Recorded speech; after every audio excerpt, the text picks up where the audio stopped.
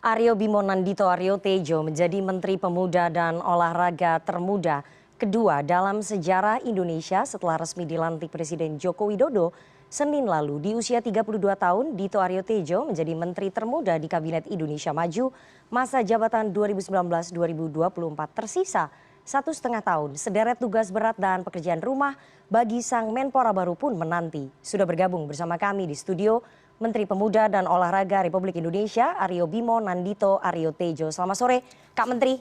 Selamat sore Mbak Nana. Terima kasih sudah datang ke CNN Indonesia untuk pertama kalinya. Setelah dilantik menjadi Menpora. Gimana rasanya jadi Menpora setelah 2 hari? Masih deg-degan nih. Kenapa? Sampai detik ini masih deg-degan. Masih deg-degan karena tugasnya berat sekali. PR-nya banyak sekali. Berat sekali. Oke, sebelum saya sampai ke tugas dan juga PR, saya ingin tanya dulu soal sampai Anda terpilih. Ini kan kita tahu ya, sebelum Anda dilantik oleh Presiden Jokowi, ada beberapa nama kandidat lain yang diajukan oleh Partai Golkar, oleh Ketua Umum Anda, Pak Erlangga Hartarto. Kemudian mengajukan ke Presiden Jokowi ada 4 nama selain nama Anda. Jadi 4 termasuk Anda begitu ya. Bisa diceritakan mungkin proses kandidasinya sampai Anda terpilih ini seperti apa? Secara singkat saja Mas Menteri. Secara singkat sebenarnya saya sama sekali tidak menahu prosesnya seperti apa. Saya hanya beberapa waktu lalu dipanggil Ketua Umum Partai saya, diberi info bersama 4 nama lainnya. Itu bahwa kita diajukan dan arahan beliau hanya menunggu dan bersiap-siap dari 4 kalian. Kalau dipanggil berarti ya kalian terpilih. Hanya segelap itu Mbak Nana. Jadi kemarin saya ditelepon pada hari Sabtu malam, tiba-tiba diinfokan.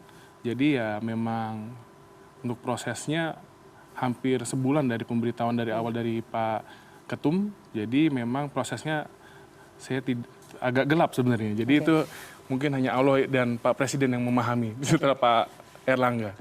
Ketua Umum Anda Pak Erlangga Hartarto menyampaikan nggak kenapa nama Anda masuk menjadi kandidat calon Menpora pada saat itu dibandingkan dengan mungkin ratusan kader Golkar yang lain? Mungkin waktu itu memang dari pihak Pak Presiden itu memang minta spesifikasi di usia antara range dari 30 sampai 40-an. Jadi ya itu mungkin penilaian objektif maupun ya subjektif ya. Ya alhamdulillah saya dipercaya buat untuk masuk salah satu nominasinya. Artinya memang kriteria muda itu sejak awal sudah disampaikan Presiden Jokowi kepada Ketua Umum Partai Golkar Pak Erlangga Hartarto saat mencari kandidat begitu Mas? Setahu saya seperti itu. Oke. Pada saat Anda diberitahu oleh kemudian pihak istana ya bahwa Anda terpilih menjadi Menpora begitu ya, itu apakah sempat dipanggil oleh Presiden Jokowi? Jadi waktu itu saya diinfokan bahwa Sabtu malam itu bahwa Senin saya diminta ke istana untuk bersiap dilantik. Dan sebelum dilantik dipanggil terlebih dahulu oleh Presiden Jokowi. Situasi di internal Golkar pada saat Anda menjadi kandidat calon Menpora tampaknya yang kita dengar itu agak kencang begitu ya. Itu memang betul seperti itu ya? Saya sih tidak merasakan. Kayaknya semuanya sih baik-baik saja. Dan kita kompak-kompak aja sih. Jadi setelah terpilih? Setelah terpilih sejauh ini juga tetap kompak-kompak. Oke, setelah terpilih semuanya kompak-kompak aja. Golkar sudah terbiasa ya? kompetisi yang positif. Pada akhirnya Anda sudah mencetak sejarah menjadi Menteri Kabinetnya Pak Jokowi yang paling muda. Tapi ini kalau kita lihat kemarin pada saat setelah Anda dilantik itu publik terutama netizen ya banyak sekali yang mempertanyakan siapa sih sebetulnya sosoknya Dito Aryo Tejo dan mempertanyakan kapabilitas Anda dalam birokrasi pemerintahan. Anda dianggap sangat minim sekali dalam birokrasi pemerintahan. Respon Anda seperti apa Mas Dito? Ya itu juga saya sampaikan waktu saya pertama kali masuk ke kantor Kemenpora, waktu bertemu dengan Eselon 1 dan Eselon 2, dan juga saat kemarin sertijab bahwa saya mengakui di publik bahwa saya yakin saya pasti dibingungkan lah dan tidak dipercaya dan diragukan, dan itu sangat wajar karena ya usia saya mungkin rata-rata sama dengan usia anak-anak di karyawan di Kemenpora ya, tapi saya bisa meyakinkan bahwa saya berproses dari bawah, dari saya dulu tim ahli di DPR, selalu menjadi ketua umum AMPI di pemuda dan di olahraga, serta terakhir sudah setahun lebih saya mendampingi Pak Erlangga di Kemenko Ekonomi, dan saya menyampaikan kepada rekan-rekan karyawan bahwa dengan kiprah dan juga track record yang sudah saya miliki, saya akan fokus dan pasang badan buat para karyawan di Kemenpora dan percaya untuk saya bahwa saya akan maksimal mengedepankan program-program di kepemudaan dan olahraga. Kabarnya memang sejak dulu Kak Menteri bercita-cita jadi Menpora. Itu sudah ada dalam mimpinya Kak Menteri untuk menjadi Menpora? Artinya posisi Menpora sekarang ini adalah lompatan untuk ke posisi politik yang lebih tinggi? Sebenarnya saya mungkin kalau bisa dari orang-orang yang selalu bersama saya, justru saya adalah orang yang paling jarang memimpikan sebuah jabatan secara spesifik. Tapi memang dari dulu saya memiliki kepedulian dalam politik dan juga kepedulian kepada isu-isu sosial dan anak muda serta olahraga. Kan memang makanya saya aktif di dunia cabang olahraga, membuat klub olahraga dan serta di dunia kepemudaan. Ya jika membawa ke jabatan Menpora, saya juga sebenarnya tidak bisa menjawab. Jadi Menpora itu bukan mimpinya Kak Menteri? Bukan. Jadi Mimpi itu blessing in disguise? Blessing in disguise, dan mimpi saya yang penting bisa berdampak kepada masyarakat luas, dan apa yang keberkahan saya diberikan bisa membantu banyak sekali masyarakat. Oke, Presiden Jokowi kan sempat mengatakan ya, jangan mencampur adukan politik dengan olahraga. Tapi background Anda sebagai politisi, ini kemudian bagaimana memisahkan diri untuk tidak mencampurkan politik dengan olahraga? Ya, memang tadi kemarin dari saya setelah keluar dari istana banyak sekali wartawan menanyakan itu. Saya sudah berbicara bahwa konsep tidak memisahkan olahraga dan politik itu sebenarnya memang suatu keharusan. Tetapi memang itu suatu kompleksitas yang tinggi. Bahkan saya dipilih menjadi menteri aja kan itu sebuah proses politik. Akan tetapi sebenarnya yang paling penting adalah ketika keterkaitan dengan negara, bangsa, dan olahraga itu, aspek politik itu nggak boleh kita kedepankan. Gitu. Jadi yang penting adalah nation interest, jadi kepentingan bangsa dan negara. Oke, visinya Pak Jokowi ini kan satu ya, tidak boleh ada visi menteri. Bagaimana kemudian Anda melanjutkan visinya Pak Jokowi dengan masa kerja yang hanya 1,5 tahun ini? Ya sebenarnya visi dan misi Pak Jokowi khususnya di Kemenpora itu sudah tertuang dalam peraturan presiden yang sudah beliau keluarkan pada saat era Pak Zainuddin Amali, yaitu Perpres Desain Besar Olahraga Nasional dan Perpres koordinasi tingkat pelayanan kepemudaan nasional. Jadi sebenarnya apa yang saya harus lakukan sekarang adalah mengimplementasikan Perpres tersebut di sektor pemuda dan olahraga. Oke, tapi dalam waktu 1,5 tahun, apa yang bisa Anda kerjakan? Karena kan ini banyak yang bilang bahwa 1,5 tahun itu Menpora baru nggak akan bisa ngapa-ngapain. Karena waktunya sangat pendek, untuk melakukan reformasi birokrasi juga sulit, untuk mencetak blueprint keolahragaan juga sulit. 1,5 tahun itu mau ngapain sebetulnya? Ya, banyak yang akan dilakukan dalam 1,5 tahun ini, tapi yang pasti Kemenpora di saat saya sekarang, di waktu yang pendek ini, kita akan mengedepankan Kemenpora ini hari ini sebagai orkestrator dan dirijen di sektor kepemudaan dan olahraga. Jadi kita tidak hanya fokus program bersama Kemenpora saja, tapi kita akan menjadikan orkestrasi dan dirijen lintas sektor kementerian yang dimana ujungnya membangun pemuda dan olahraga. Oke, tapi dalam waktu 1,5 tahun ini, tadi kan Anda katakan ya bahwa mungkin usia Anda sama dengan anak cucu para pejabat di Kemenpora. Bagaimana kemudian dalam 1,5 tahun Anda bisa menyelaraskan birokrat-birokrat yang ada di Kemenpora yang mungkin memandang sebelah mata kepada Anda, Kak Menteri? Ya, itu sebenarnya ya mungkin suatu keahlian yang saya punya kali ya Mbak ya. Karena banyak waktu saya memimpin di AMPI, saya berusia 26 tahun. Tapi rata-rata semua pengurusan saya itu bawaan dari pengurus sebelumnya itu adalah sekitar 45 tahun sampai 50 tahun. Dan di Kemenko Ekonomis juga seperti itu. Jadi tata cara komunikasi kita dengan orang yang lebih tua dan lintas generasi ya memang ada cara-cara khususnya yang pasti, tapi bagaimana kita earn respect dan earn trust itu adalah dengan kinerja dan hasil kerja kita ke depannya. Jadi ya saya sudah bilang ke tim, memang sejak jadi Menpora ini saya minta seminggu sampai 2 minggu ke depan ada waktu maksimal saya bertemu media. Sisanya itu saya ingin biar karya-karya kita ini yang akan berbicara dengan sendirinya. Begitu. Jadi selama 1,5 tahun ini Anda yakin bahwa dengan pola komunikasi ataupun dengan pengalaman Anda dalam berorganisasi di organisasi sebelumnya dan juga di kementerian sebelumnya itu bisa menaklukkan para birokrat-birokrat di Kemenpora? Saya yakin itu merupakan modal dasar yang bisa dimaksimalkan. Oke, tapi sebetulnya prioritas Anda selama 1 tahun ke depan ini apa sih? Prioritas itu jadi untuk olahraga itu pasti ada prestasi, Mbak. Jadi kita ada SEA Games, ada Asian Games sampai di 2024 Olimpik, itu bukan prioritas dari prestasi timnas kita. Di satu sisi Pak Presiden ingin adanya ekosistem sport industri ini nyala. Jadi selain saya harus mengurus prestasi, saya harus banyak bukan business matching ya, mengawinkan antara penyelenggara-penyelenggara liga, klub asing yang sudah established itu dengan transfer knowledge dengan yang di lokal Indonesia. Jadi adalah modernisasi SDM penyelenggaraan olahraga di Indonesia ini. Oke, modernisasi SDM, kemudian transfer knowledge, itu kan anggarannya besar ya. Sementara kita tahu anggaran di Kemenpora itu selama ini tidak sebesar anggaran di kementerian lain. Ya, betul. Dalam 1,5 tahun ini bagaimana kemudian Anda berupaya mendapatkan anggaran yang lebih besar untuk melakukan prioritas-prioritas program yang tadi Anda inginkan? Ya itulah tadi saya bilang, semua kita terbantu sudah adanya Perpres Desain Olahraga Nasional di mana memungkinkan kita bisa melakukan anggaran dengan lintas kementerian. Jadi banyak program-program yang bisa kita sinergikan dan titipkan di kementerian lain. Misalnya pembinaan usia dini, kita akan mengadvokasi bersama Kemendikbud. Pembangunan fasilitas PUPR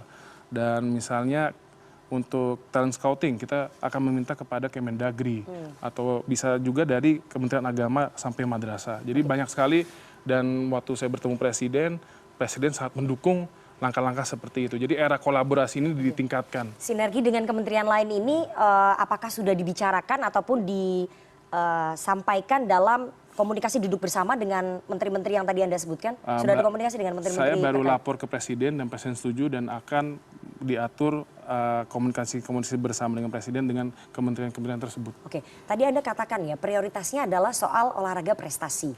Beberapa saat yang lalu pada saat Anda dilantik, pengamat olahraga beberapa mengatakan bahwa Kemenpora itu sebetulnya jangan fokus ke olahraga yang berprestasi. Karena sebetulnya Kemenpora itu tidak memiliki keahlian. Ya, yang punya skillnya itu adalah sebenarnya cabang olahraga. Anda sepakat nggak dengan itu? Sepakat. Tapi kan tadi fokus Anda ingin olahraga berprestasi. Fokus Kemenpora itu kan olahraga berprestasi. Oke. Mitra kita kan cabang olahraga. Kan kita kerja bersama, tidak sendirian. Kita ada cabang olahraga, ada KONI juga yang fungsinya monitoring evaluasi prestasi, ada juga Komite Olimpiade Indonesia yang fungsinya adalah untuk memastikan kontingen kita bisa bersaing di multi event internasional. Jadi ini cabang olahraga dan Kemenpora itu kan tidak bisa dipisahkan. Oke, tapi Anda tidak punya gagasan untuk merombak itu ya, merombak mindset bahwa Kemenpora lebih banyak mengurusi olahraga berprestasi gitu. Karena itu banyak saran dari para pengamat olahraga, lebih baik Kemenpora jangan fokus dengan olahraga berprestasi. Karena itu skillnya bukan di situ, itu biarkan saja kewenangannya dibuat ataupun dimaksimalkan di cabang olahraga. Nggak ada gagasan untuk merubah itu. Nah, yang salah adalah memang Kemenpora itu harusnya memang tidak hanya olahraga. Itu kan hanya salah satu prioritas. Nah, kita kan juga ada prioritas olahraga yang tadi saya bilang sport industri, turunan itu sportainment bahkan. Dan juga prestasi rekreasi di mana Pak Jokowi dan saya beride dan Pak Jokowi sangat antusias kita mengadakan talent scouting di tingkat pendidikan dari SD sampai kuliah dan juga dari regional, dari desa sampai kota. Jadi liga-liga antar kampung itu akan digalakan demi masyarakat pun juga memiliki media untuk bertemu atau bertanding yang positif. Oke. Itu sebetulnya program yang bagus ya, menggalakkan olahraga berarti di lingkup terkecil kan, Anda ingin mengatakan seperti itu. Tapi apakah kemudian Anda akan melibatkan pihak swasta juga untuk membantu program ini? Karena kalau bergantung saja dengan APBN, dengan anggaran yang dimiliki oleh pemerintah, tentu saja itu tidak akan bisa tercapai dalam waktu 1,5 tahun, Kak Menteri. Betul, jadi memang selain kita, tadi kan semangatnya hari ini adalah sebagai orkestrasi. Jadi tidak hanya lintas kementerian, tapi pihak swasta pun akan kita libatkan. Dan dari swasta maupun BUMN pastinya. Oke, ini apa yang tadi Anda sampaikan tuh tampaknya indah banget gitu. Indah sekali begitu ya, rancangannya, kemudian programnya. Tapi dalam 1,5 tahun, apakah kemudian Anda juga memikirkan, oh lebih baik kita mengambil jalan safety aja deh. Kita safety player aja sampai 2024, yang penting saya menyelesaikan pekerjaan saya tidak perlu membuat terobosan banyak, tapi posisi saya aman. Sempat terlintas nggak? Enggak. Oke. Kita dikasih kesempatan menjadi menteri termuda, di saat ini kan juga sebenarnya injury time. Jadi kita udah pas kita diperintahkan, itu kita udah mengambil resiko yang tinggi, kita menjalankannya juga harus gas yang tinggi juga. Jadi apapun yang itu kita harus membuat terobosan. Tantangannya apa yang paling berat dalam mewujudkan terobosan-terobosan itu selain APBN, selain anggaran? Kan pasti sudah ada dong program yang Anda buat, kemudian di situ disebutkan juga apa sih sebetulnya tantangannya untuk mewujudkan program-program prioritas selama 1,5 tahun itu? Yang pasti tantangannya itu adalah yang pertama waktu. Dan kedua adalah akuntabilitas. Jadi tata kelola good governance itu kan tidak boleh sampai kita ngegas cepet, tapi fondasi dari dasar hukum dan juga tata administrasi itu kepleset. Jadi itu tantangan terbesar. Dan ketiga yang pasti karena ini adalah melibatkan banyak stakeholder, koordinasi stakeholder ini akan menjadi tantangan yang bisa yang berat, tapi saya yakin dengan nanti adanya tim khusus dan juga adanya dukungan-dukungan dari Bapak Presiden dan banyak pihak, saya yakin itu bisa dilaksanakan. Ya kita lihatlah Mbak Nana 3 bulan ini, insya Allah yang tadi saya omongin sudah terlihat bentuknya. Oke, tadi Anda katakan jangan sampai kepleset begitu ya secara hukum. Artinya ada kekhawatiran kalau misalnya tidak hati-hati bisa kepleset seperti para pendahulu Anda. Karena kita lihat kalau dari statistik ini banyak sekali kemudian Menpora yang terpeleset secara kasus hukum dan tersangkut di KPK. Anda sempat mengkhawatirkan itu, sempat melihat bahwa itu sebagai suatu ketakutan? Iya pastinya, apalagi saya masih muda. Dan itu yang saya baca adalah memang susahnya di Kemenpora itu banyak sekali postur pembiayaan dan anggaran kita itu bukan kita yang jalanin, tapi itu dilaksanakan di cabang olahraga maupun di organisasi kepemudaan. Nah maka dari itu, dari cabang olahraga dan organisasi kepemudaan ini banyak sekali yang tidak terbiasa dan terlatih bagaimana cara mengelola keuangan negara pertama. Tidak biasa terlatih bagaimana mekanisme birokrasi pengajuan proposal. Nah itulah makanya saya juga kemarin langsung meminta Pak Sesmen dan internal kita bentuk tim Monef yang mana nanti bisa melibatkan dari berbagai instansi yang fungsinya itu buat monitoring. Oke, tim Monef itu apa untuk monitoring? Monitoring, jadi saya mau dari dana-dana yang dikelola pihak ketiga seperti federasi olahraga dan organisasi kepemudaan itu, apa yang mereka ajukan, apa yang mereka gunakan, itu harus benar-benar ada yang reviewernya secara akuntabel. Jadi ada dari penegakan hukum dan juga BPKP misalnya. Oke, jadi Anda ingin membuat sistem yang terbuka untuk publik. Jadi semua pengeluaran, pemasukan itu akan dicatat secara terbuka. Itu akan disepakati nggak dengan stakeholders yang lain? Karena kan itu memang mimpi Anda, tapi belum tentu orang-orang yang di dalam Kemenpora ataupun stakeholders di Kemenpora itu mau ikut dengan apa yang tadi Anda sejauh sampaikan. saya sudah komunikasi sih pada semangat sih. Ya kan, karena kita semangatnya itu menjaga kan. Jadi dan itu sebenarnya suatu kewajiban sebenarnya. Oke. Salah satu instruksi Presiden Jokowi kan pada saat melantik Anda itu adalah mempersiapkan SEA Games 2023 ya. Nah, kemarin dari CDM SEA Games juga mengatakan kami sangat bersyukur Menpora baru itu sudah dilantik karena kontingen Indonesia ini belum jelas. Diharapkan pekan ini itu sudah rampung kontingen Indonesia yang akan berangkat pada SEA Games 2023. Anda bisa menyelesaikan dalam beberapa hari ini? Bisa. Kontingen SEA Games ini? Jadi kemarin setelah saya sertijab selesai di jam 4-an, jam 4.30, saya langsung memimpin rapat perdana itu adalah menerima tim reviewer SEA Games. Jadi saya kemarin sudah mendengar paparan lengkap dan juga melihat perkembangan dan saya meminta tim reviewers itu masih bekerja sampai besok. Dan rencana kita targetnya sebenarnya tadi Jumat kita umumkan, tapi kita lagi gas biar bisa Kamis malam bisa diumumkan. Dan memang untuk SEA Games ini tim kontingen Indonesia itu mengalami cobaan berat, Mbak. Karena kemarin saya dilaporkan bahwa 39 medali emas yang kita dapat di 2021 itu tidak dipertandingkan di Kamboja. 39 cabang olahraga. Emas. Berarti cabang olahraganya? Bukan, nomor olahraganya. Oh, nomor olahraganya, oke. Itu jadi merupakan pondasi yang udah tantangan lain dari kontingen Indonesia. Tapi ya kita masih optimis. Makanya kemarin saya minta sekali lagi di review, saya minta minggu ini selesai. Untuk mengganti 39 medali emas itu apa strateginya? Karena kan kita sudah dapat 39 medali emas pada SEA Games 2021. Karena yang ini tidak bisa dipertandingkan, bagaimana menggantinya? Kan itu sangat banyak sekali. Banyak sekali. Nah makanya kemarin saya minta banyak cabur-cabur baru yang bertandingkan. Dan saya minta didiskusikan potensinya. Jadi itu salah satu hal yang bisa kita lakukan hanya sebatas itu. Karena untuk cabur dan nomor olahraga itu ditentukan oleh tuan rumah. Jadi kalau SEA Games ya wajar tuan rumah akan mencari bagaimana caranya dia menjadi juara umum.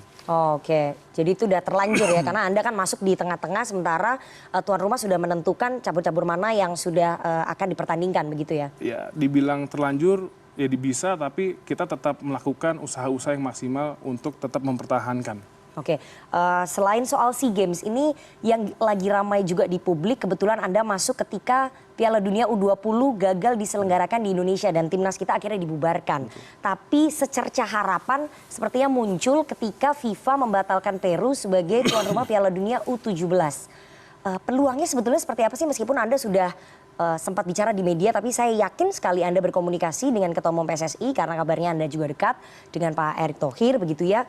Sejauh ini chance ataupun kesempatan Indonesia untuk menjadi tuan rumah Piala Dunia U17 menggantikan Peru itu sebetulnya sejauh mana? Baik, jadi kebetulan memang kemarin dari Ketua Umum PSSI Pak Erick Thohir ada mengabarkan saya bahwa beliau sedang perjalanan menuju Presiden FIFA. Dan saya juga bertanya di situ. Tapi yang baru saya dapat bisa laporkan adalah sementara apa yang beliau lakukan itu mempertahankan Indonesia tidak mendapatkan sanksi.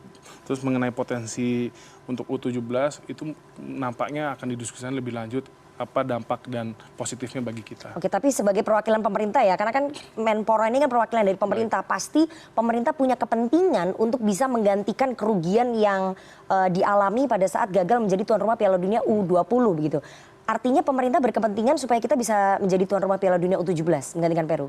Sebenarnya itu salah satu opsi, tapi ini salah satu yang sedang dibahas Ketua Umum PSSI dan Presiden FIFA. Harusnya sih besok beliau pulang dan segera langsung melaporkan hasilnya. Oke, berarti itu salah satu topik bahasan ya antara Ketua Umum PSSI dengan FIFA soal peluang Indonesia menjadi tuan rumah Piala Dunia U17. Salah satu opsi tapi tidak utama, karena yang utama adalah kita tidak diberi sanksi oleh FIFA. Oke, kalau itu menjadi salah satu opsi, saat ini kita tahu bahwa timnas U17 Israel itu memang tidak bermain, tapi ada beberapa pengamat yang mengatakan bagaimana nanti kalau misalnya timnas U17 Israel kemudian lolos babak kualifikasi dan bisa bermain, itu akan menjadi buah si malakama lagi buat Indonesia. Itu sudah diperhitungkan oleh pemerintah?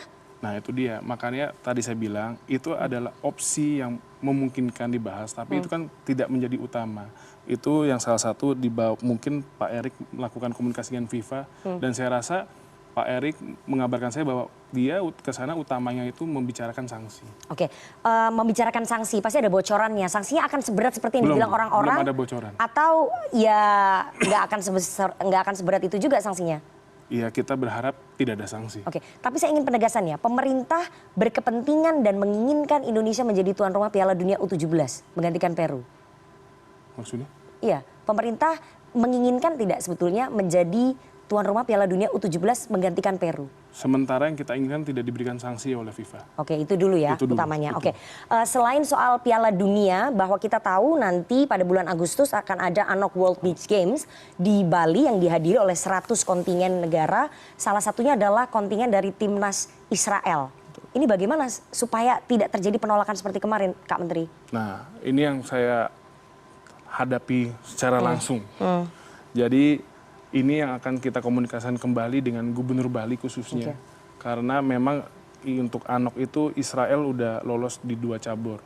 Jadi ya ini akan rencana dalam minggu-minggu ini saya akan menemui Pak Gubernur dan juga berkoordinasi. Ya kita cari titik tengah yang terbaik agar ini bangsa kita ini tidak dipermalukan lagi. Oke, mencari titik tengah dengan Gubernur Bali. Anda punya opsi apakah akan memindahkan lokasi pertandingan seperti mungkin usulan yang disampaikan beberapa pihak pada saat Piala Dunia U17, Piala Dunia U20 itu kan sebetulnya timnas Israel sebaiknya bisa nggak main di Singapura. Anda masukkan opsi itu nggak? Ya sebenarnya sementara kita akan fokus kepada apa yang sudah disepakati dari awal. Ya walaupun pasti dalam hidup aja kan kita harus selalu menyediakan plan A, plan B. Ya itu bisa jadi kita jadikan plan B juga. Tapi sementara kita akan fokus apa yang sudah disepakati komitmen di awal. Berarti pemerintah tetap fokus agar timnas ataupun kontingen penyelenggaraan Beach Game Israel itu bisa bermain di Bali. Penyelenggaraan World Beach Game tetap di Bali. Penyelenggaraan tetap di Bali kita fokus, dan timnas Israel bisa bermain di Bali. Ya kalau kita bisa itu itu salah satu yang akan kita diskusikan. Oke. Terakhir sekali karena waktu kita tidak banyak ya, Kak Menteri. Anda selain menjadi Menteri Olahraga kan juga Menteri Pemuda. Kita tahu bahwa pemilu 2024 nanti jumlah pemilihnya adalah 60% itu anak-anak muda. Bagaimana kemudian dari kementerian Anda memberikan stimulasi ataupun memberikan informasi dan juga dorongan kepada anak-anak muda untuk datang ke TPS, memberikan suaranya dan berpartisipasi pada pemilu 2024? Ya, yang pasti kita sebagai Kementerian Pemuda itu juga memiliki fungsi untuk menyadarkan generasi muda juga harus peduli dengan politik, khususnya pemilu 2024. Ada program spesifik nggak? Jadi nanti kita akan berkolaborasi dengan KPU untuk sosialisasi dengan cara-cara kekinian di mana di kota itu cocok dan juga di daerah itu cocok. Oke, Pastinya. terima kasih atas pemaparannya yang singkat pada jelas, tapi kita sudah bisa tergambar. Tadi program-program Anda memang tampaknya sangat indah sekali, tapi apakah kenyataannya akan seindah itu? Sekali lagi waktu yang akan menjawab ya, Kak Menteri, karena visinya bagus sekali, tapi tantangannya juga banyak. Anggarannya juga besar. Kita lihat 1,5 tahun lagi, apakah Anda mampu mewujudkan dari program-program prioritas yang tadi Anda sebutkan. Terima kasih sekali, Menteri Pemuda dan Olahraga Republik Indonesia. Terima kasih Mbak Nana, mohon dukungannya. Aryo Bimo Nandito Aryo Tejo sudah mampir ke CNN Indonesia Newsroom untuk pertama kalinya setelah dilantik menjadi Menpora. Sehat selalu dan juga sukses selalu. Salam olahraga. Terima kasih. Salam olahraga.